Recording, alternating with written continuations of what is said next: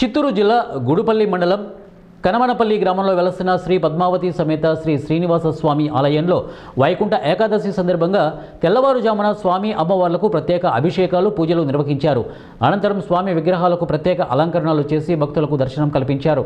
కుప్పం నియోజకవర్గంలోని 4 మండలాల నుండి భక్తులు వేల సంఖ్యలో స్వామివారిని దర్శించుకోవడం కోసం తరలి వస్తున్నారు. ప్రతి సంవత్సరం వైకుంఠ ఏకాదశి పర్వదినాన్ని ఆలయంలో ప్రత్యేకంగా నిర్వహిస్తామని ఆలయ కమిటీ సభ్యులు స్పష్టం చేశారు. శ్రీ వెంకట నివాసాయ శ్రీనివాసాయ మంగళం. ధరంబుట్టి శ్రీ పద్మావతి శ్రీనివాస స్వామి ఆలయం, కనమనపల్లి, గుడిపల్లి మండలం, కుప్పం. సో ఇక్కడ ఈరోజు విశేషంగా వైకుంఠ ఏకాదశి శుభదినాన స్వామివారికి విశేషంగా వజ్ర కవచ అలంకరణ జరిగింది.